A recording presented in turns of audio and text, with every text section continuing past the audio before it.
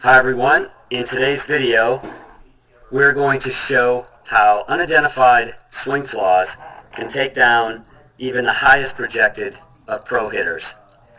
We're going to show on the left hand side 3 examples of first round draft picks and specific swing flaws that prevented them from either reaching or succeeding at the major league level.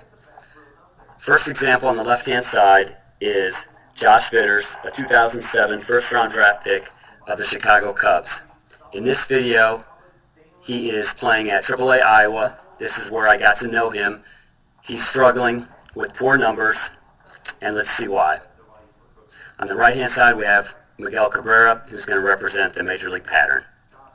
As we move both hitters forward, we're going to see that when their front foot lands, they're both in very athletic, balanced attack positions. Where Vitters goes wrong, he told me he was taught to initiate his hands first toward the ball. And we can see that he does this exactly how he was taught. We can see his hands are moving forward while Cabrera's are staying back. As we move the swing forward, what we want to see is halfway through the swing that the hands, the rear elbow, and the stripe of the pants are all lined up vertically about halfway through the swing. We call that a well-connected, powerful position. So we're going to move forward, and we're going to see that Cabrera on the right-hand side, we can see his hands, his rear elbow, and the stripe of the pants all line up. And we can see that Vitters, because he was taught to initiate his hands ahead of his lower half rotation, we can see that his hands are way ahead of his rear elbow.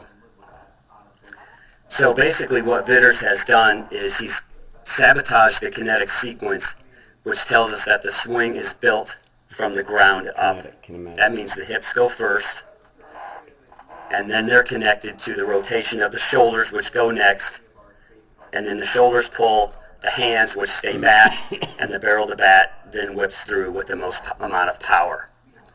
So anyways, after talking to Vitters, showing him pictures of his swing, videos of his swing, I got him to understand that the lower half of the body has to go first, while the hands and the barrel of the bat has to move behind his body so he can stay behind the ball. After a couple months, he figured it out. His numbers improved greatly. He was called up to the Cubs. He was successful, very successful in the beginning. Here's video of one of his first hits, and we can see that he does a good job of keeping the bat back behind his body. You can see that right here, very similar to Cabrera. And we can see that his hands,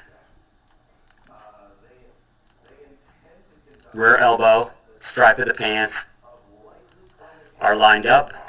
This was a double. He also had a couple home runs. He's got the kinetic sequence down.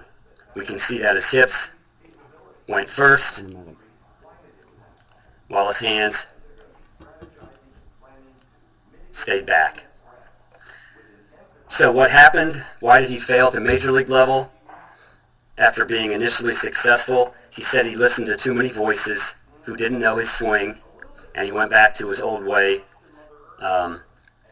because coaches wanted him to initiate his hands toward the ball. And I also have a video that shows during a BP session, we can see that he does exactly that. We can see that his hands, with a lot of eyes on him, are going to initiate way ahead of his body.